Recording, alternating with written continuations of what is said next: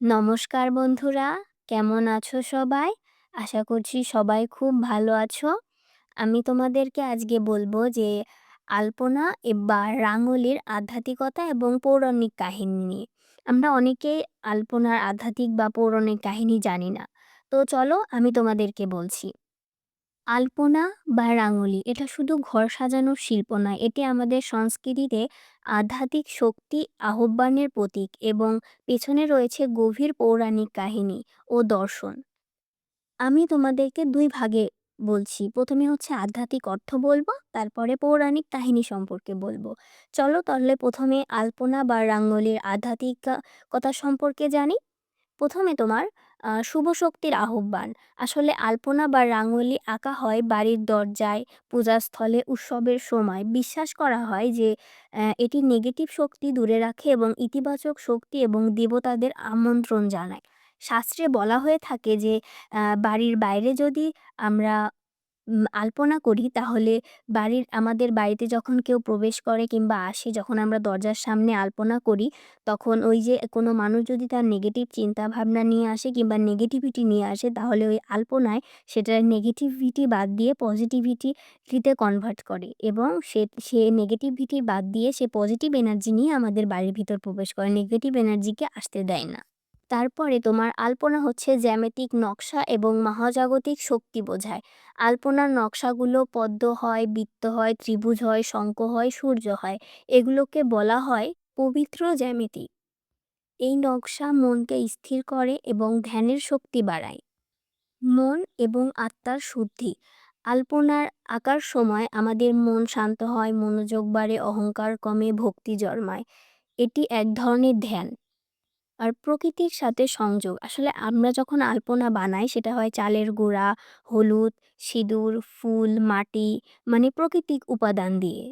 যার কারণে আমরা এই প্রাকৃতিক উপাদান দিয়ে ঈশ্বরকে সম্মান জানানো হয় এবং প্রকৃতির সাথে আমরা সংযোগ স্থাপন করি।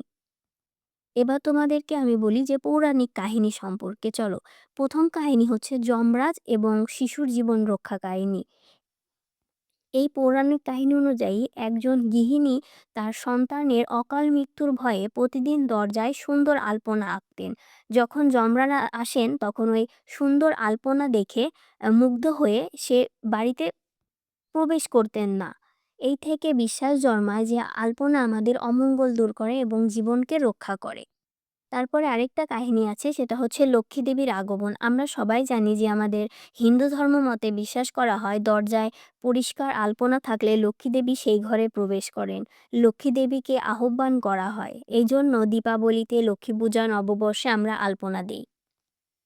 তারপরে দেবতাদের পথ দেখানো। মানে প্রাচীনকালে মনে করা হতো আলপনা হলো দেবতাদের জন্য আঁকা এক ধরনের আলোকিত পথ। যেন দেবতারা বুঝতে পারে ওই ঘর পবিত্র, ওখানে পূজা হচ্ছে। এই পৌরাণিক কাহিনী সম্পর্কে আমাদের শাস্ত্রে সরাসরি কিছু বলা হয়নি। কিন্তু আ মা এ এগুলোর প্রতীক এবং পুরনো উপকথা, লোকবিশ্বাস থেকে এগুলো এসেছে। আর এই রীতি হচ্ছে, এই আলপনা দেওয়ার রীতি আমাদের অনেক পুরনো।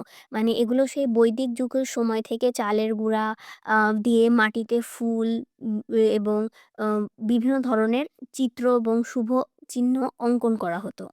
আর এই আলপনা বিভিন্ন অঞ্চলে বিভিন্নভাবে বোঝায়। যেরকম বাংলায় আমরা আলপনা বলি, মহারাষ্ট্রে এটাকে রাঙ্গোলি বলে।